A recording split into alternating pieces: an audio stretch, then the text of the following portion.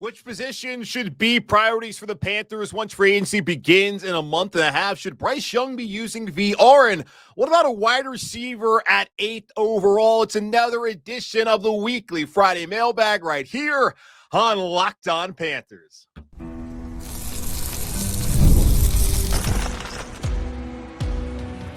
You are Locked On Panthers, your daily Carolina Panthers podcast. Part of the Locked On Podcast Network, your team every day. Welcome into another edition of the Locked On Panthers podcast, the part of the Locked On Podcast Network.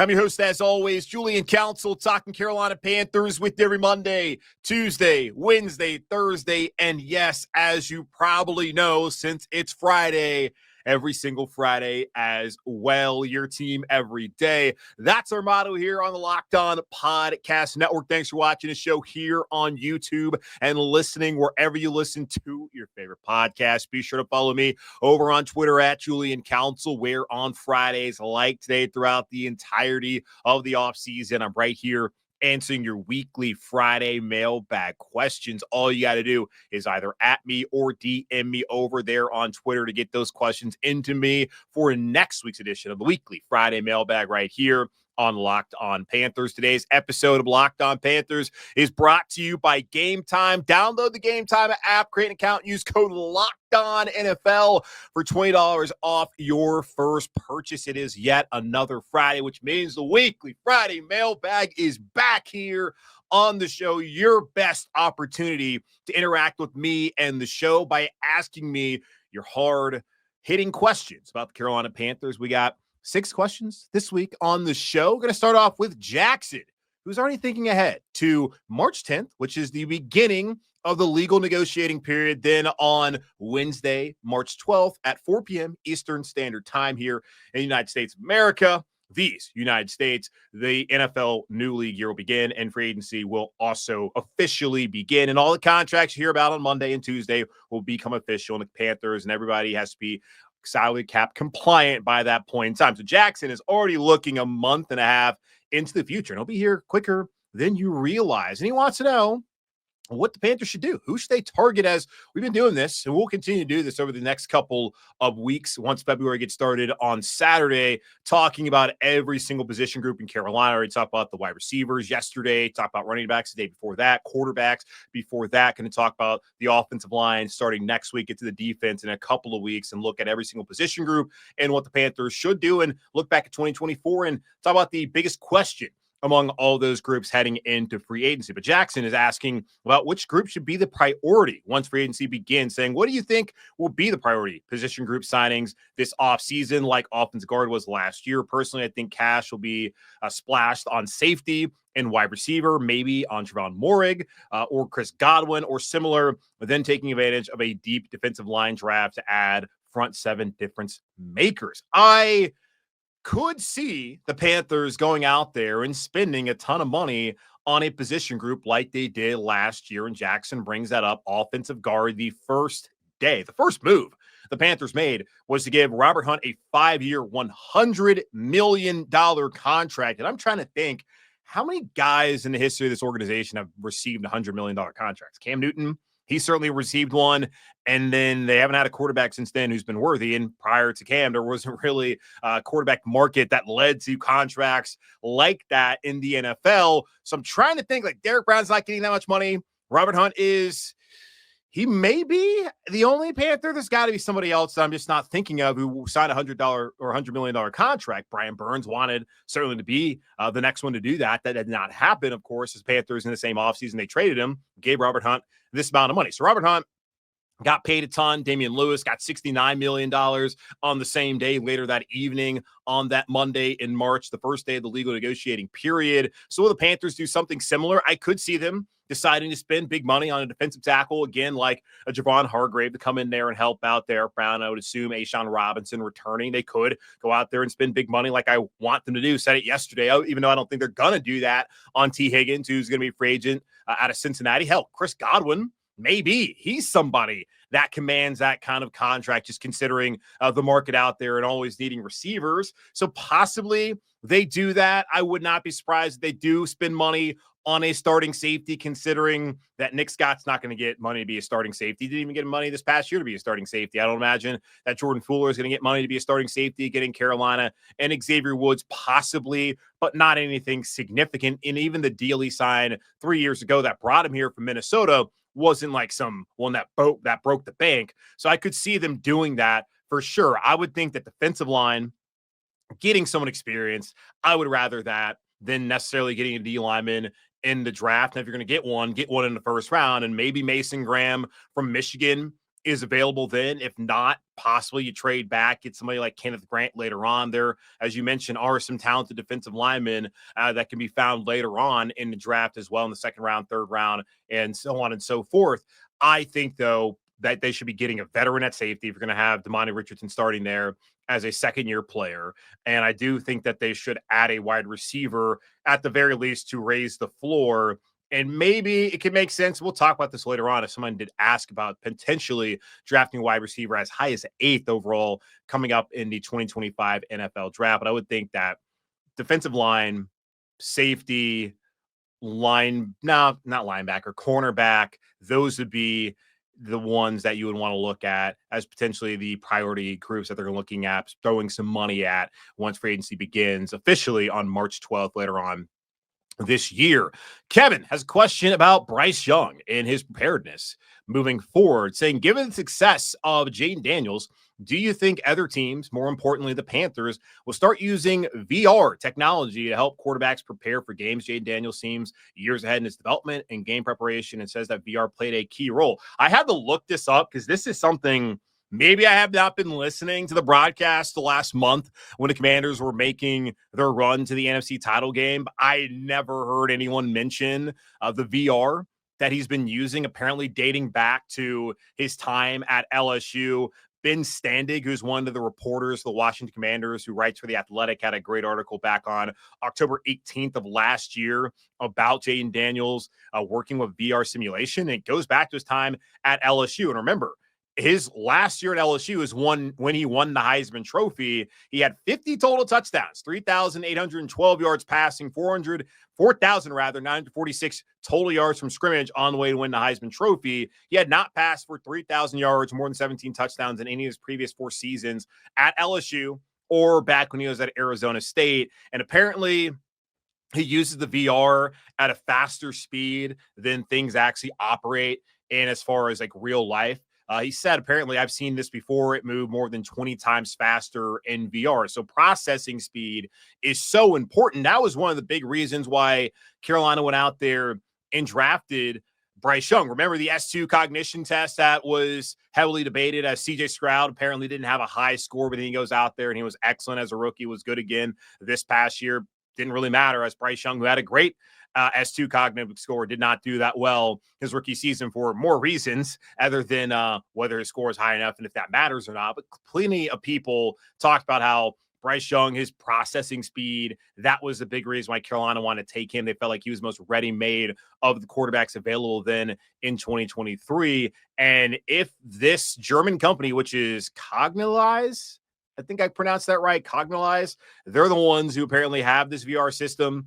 And it was Daniels who wanted to bring it over to the Commanders as well. And it wasn't necessarily something that Washington had. Maybe other teams in the league look at this, and if Carolina thinks that it makes sense, why not? There's also a quote here from Marcus Mariota. The organization purchased VR simulation for its quarterbacks. Mariota, the backup, finds the modern application amazing in helping quarterbacks develop comfort within an offense to recognize patterns. Quote, I believe defenses are patterns, Mariota said. Recognizing them quickly is important, and the VR seems to help Jayden with that. So Marcus Mariota felt like he gained something out of it, and I would imagine that every team is going to want to have their quarterbacks using this. And you think about a guy coming in who's learning a new offense, this can help him with install in the offseason and be able to do something like that. So I think it makes perfect sense for Bryce Young to utilize it as long as he's comfortable. Well, I don't see why he wouldn't be and wanting to improve and be the best that he can. And I think every NFL team is going to look at what Jayden Daniels did this past year and say, let's do that. Now, was that the reason why he was great this year? I don't know if it's the reason, but certainly is a part of the reasons why he was really good. Like, he's always had great arm strength, an excellent athlete. And hell, he played 6 years of college football. It's not like he is Drake May or Caleb Williams, who played 3 years and really only 2 years as full-time starters and then came to the NFL this past year. And Caleb was good, and Drake was a Pro Bowler for whatever reason.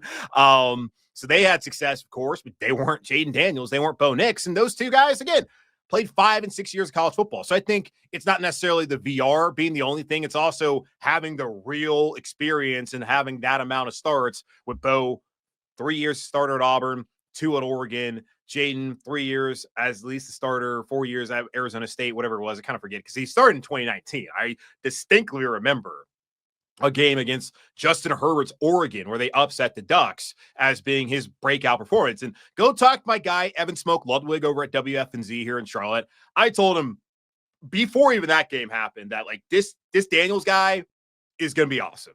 Now, I was off of it for a little bit because things were weird there in Tempe for a little bit, especially when he left, the whole locker room clean out situation. Then he got to LSU and he like turned things around. He was outstanding.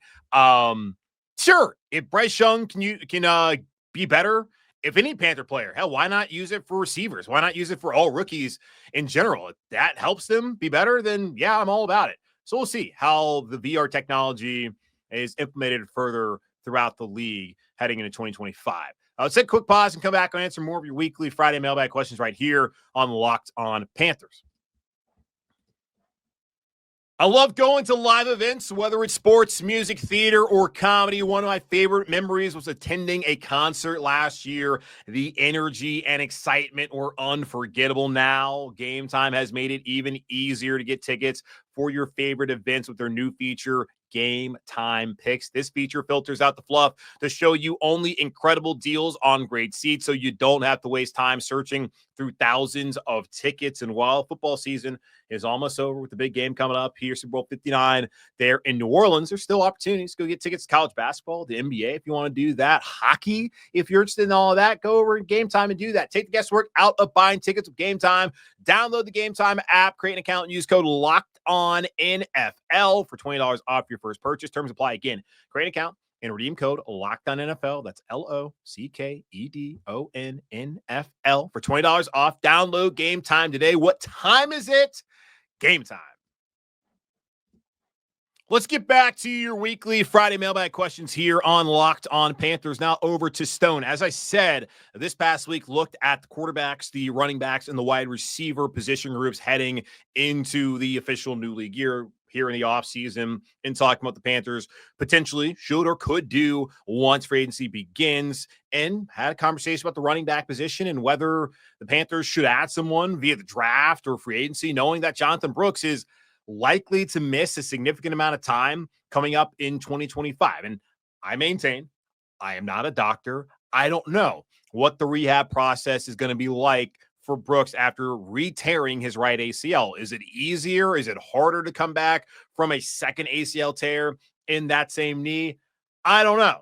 But just going off of what happened the previous time as just president, he tore his ACL late November and did not play again until mid-November. So nearly a full calendar year. And if that's the case, we're not going to see Jonathan Brooks until almost December of next year here in Carolina. So what should the Panthers do in his absence if there is going to be an absence, which I'm imagining there will be? Stone, he asks, so with the running back situation, it's a very stacked class at that position. Are you looking in free agency for a running back and chancing that Brooks is healthy, or do the Panthers go ahead and draft another running back? I don't think they should draft one. And I brought this up before, and my guy Joe Ovius gave me a hard time about saying this.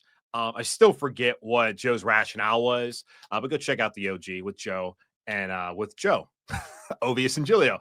Because they do a great job. And I go up there every once in a while. I have not been up there in a while, but I'm sure we'll talk soon. But I brought up the fact that, okay, the Panthers, they took Jonathan Brooks. He was really good at Texas, but he's coming off a torn ACL. And Ian Rappaport came out there during the draft, and he was clearly getting the reporting either from the Panthers or from Jonathan Brooks' camp saying July 1, he'll be ready to go. Well, that clearly was not the case, as he was not ready to go until October, I think was when they finally opened up his window. And then it was November 12th, I believe, was that game against Kansas City where he finally was back out there actually playing. So, yeah, that was not true as far as who'll be ready to go July 1. But they took a player who they knew, and Carolina knew, they said it, they knew was not going to be an impact for them in 2024 because he's coming out the ACL, which is totally fine. They already had Chuba Hubbard. They had Miles Sanders. They didn't necessarily need him to be ready to go, but it's also taking up 1 year out of the 4 years of his rookie deal. And this is a team that claims that they really care about running backs and that they matter and that they're going to reward them financially, as we saw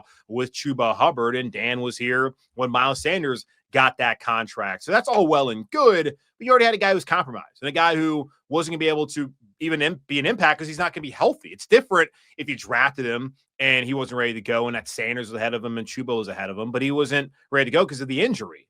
And you look at this class coming up, Aston Jeanty almost won the Heisman Trophy. You have Amarion Hampton down the road in Chapel Hill is outstanding. 2 of the running backs in the national title winning The Ohio State University Buckeyes in Trevion Henderson and Quinshad Judkins, formerly of Ole Miss. Ollie Gordon, remember him from Oklahoma State, didn't have a great year. I don't know what happened in Stillwater with Gundy and the boys, but he's a guy to look at as well. Trevor Etienne, he's coming out, kind of weird. Didn't really work out this past year at Georgia. He wasn't really healthy. Like, there are some talented backs, and looking at what Saquon did, especially what Saquon did, and what Josh Jacobs did, Aaron Jones, a lot of these name free agency backs that went out to other places, they had a lot of success, and feels like the running back's kind of back. So the Panthers are sitting here now looking at it where, yeah, they got the top back in the class last year, but would Brooks be the top back in this class? I don't know.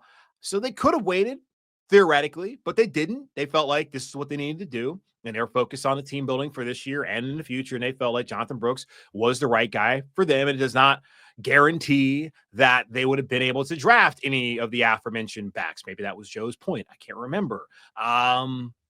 But yeah, I think it makes the most sense because Brooks still has a chance to come back this season and has 2 more years after that. And you have Chuba under contract. You're likely getting rid of Miles Sanders, maybe. And we talked about this, I believe it was Wednesday, about the potential that it makes sense to rework that deal, keep around Miles Sanders if he's willing to do that until Brooks is ready to go. Like, I would not mind that at all.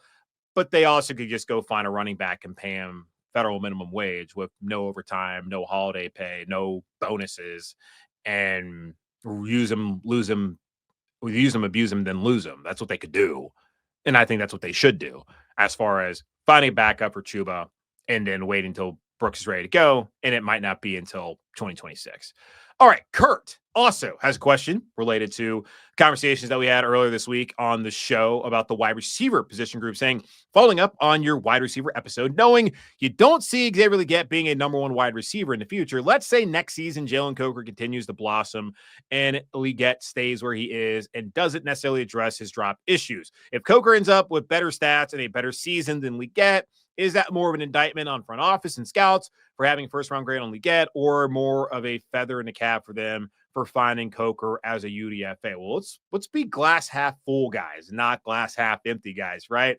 And look at it as feather in the cap to Dan and the scouting department for finding Coker and for paying Coker and being able to have him be in a position where he's in and potentially could be in this scenario that you laid out there, Kurt. I think that would be great.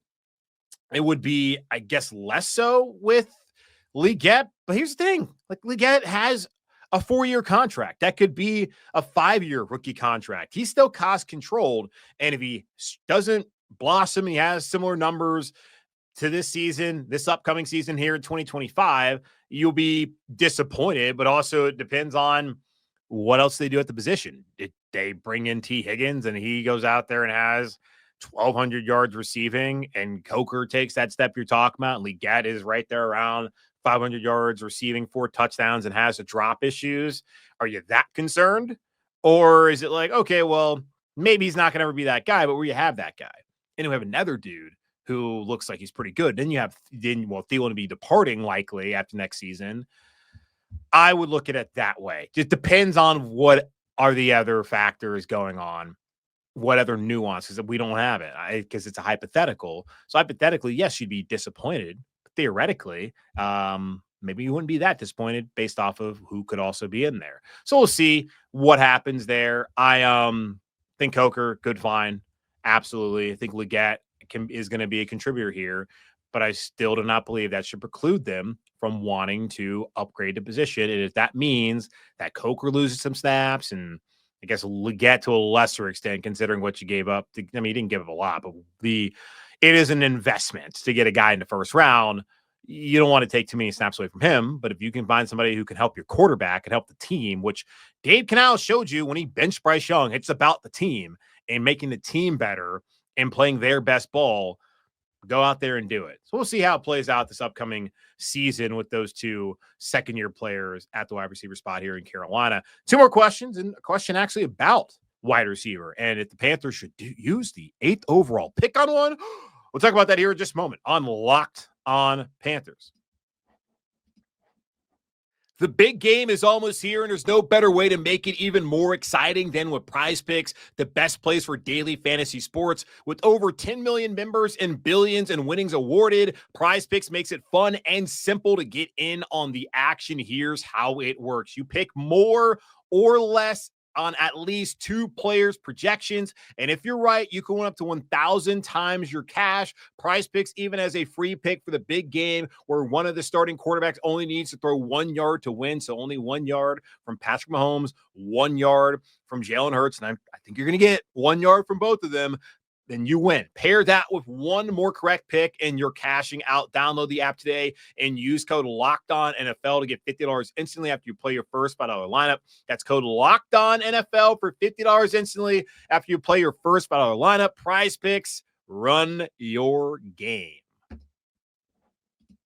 2 more questions left on this weekly Friday mailbag edition of Locked On Panthers. Again, if you did not get a question in for this week, either at me or DM me over on Twitter, X, whatever you want to call it, at Julian Council, and I'll possibly get to your question next Friday here on the show. Yogan, I believe is his name. And again, if you give me a question and you have maybe this is his name, I don't know, but if your name is not actually the name that's in your bio or in your whatever, what is it? Your profile name? I don't know. Tell me what your actual name is, please. Yogan, what are your thoughts on a new mock draft suggesting the Carolina Panthers, draft Tedera McMillan out of the University of Arizona?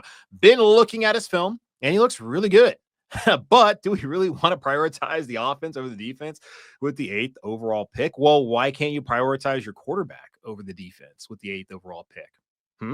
If you put it that way, sounds a lot better, right? Opposed to saying the offense over the defense. What about Bryce Young over the defense? Wouldn't you want to make it even easier for Bryce and want to build off what Bryce did in the second half of the season, opposed to using that on the defense, which I know has a long way to go. But think about it like this. This is how they're going to think about it. They're getting Derek Brown back. Well, that's basically like getting an 8th overall pick right there. He's coming in.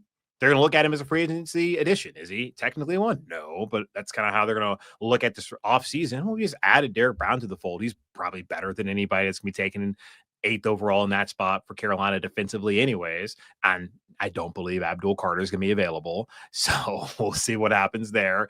I don't necessarily think it's like the craziest thing in the world. And again, I really need to know where the world is on March 31st.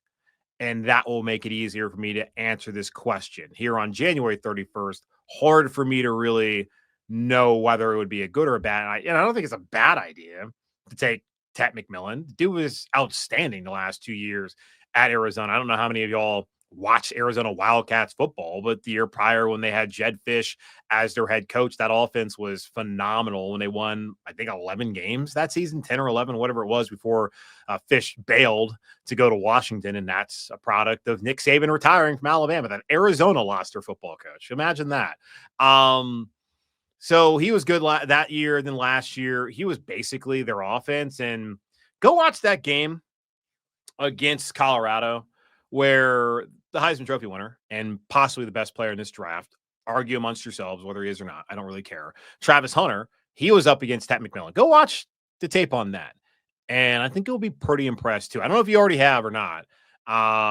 But yeah, he's a good player. He would be that tall, big-bodied receiver. And like we get, obviously, physically is imposing. He's not like super tall. He's like 6'1", I think. He feels more stocky compared to a guy like Ted McMillan, and he would be a nice red zone threat. Obviously, Jatavion Sanders can be that as well, and he's just an all-around receiver.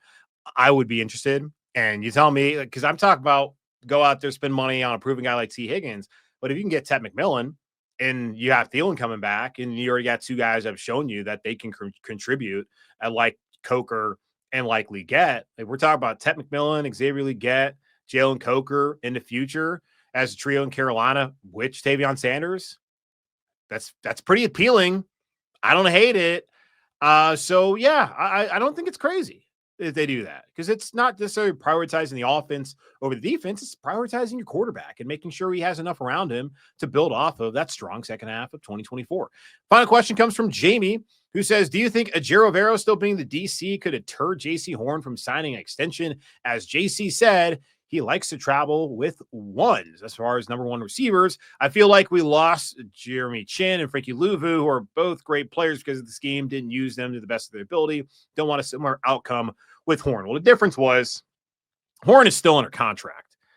They got the fifth-year option there. So he's going to be a Carolina Panthers upcoming season. I don't see the Panthers trading him away. Like, he's going to be a Panther.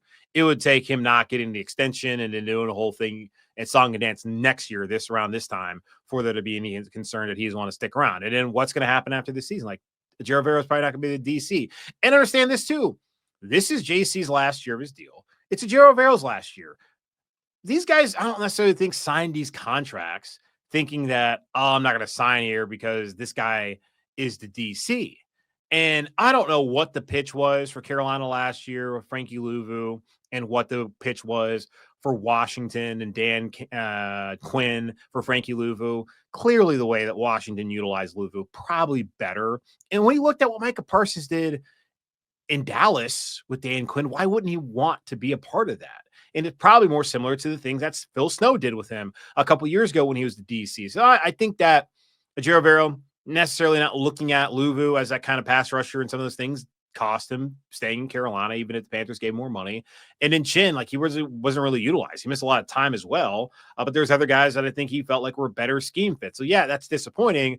I don't think that either one of those players is up to the caliber of JC Horn, who can potentially be an all-pro. And I think Louvu is awesome.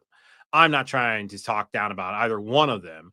I do not think that the situation is similar, because those guys were unrestricted free agents. They could leave. They didn't have to sign here in Carolina. And the Panthers were not going to place franchise tag. JC Horn has fifth-year option. He's still under contract. I don't think it's going to deter him, because he can think about, okay, I'm going to play one more year with this guy as my DC, and then who knows, after this upcoming season, he may not be the DC anymore. So understand that as well, that there's only one more year guaranteed, and guaranteed is not even probably the right thing to say, because who knows? Dave Canales could pull the plug at any time if the defense continues to look bad. And if this time around he thinks it's the scheme and not the players who are the reason why they are really struggling defensively coming up here in 2025. So I do not think that Ejiro Evero sticking around is going to have an impact on whether JC Horn wants to stay in Carolina or not, because he probably is not going to be here the entirety of JC Horn's career as a Carolina Panther.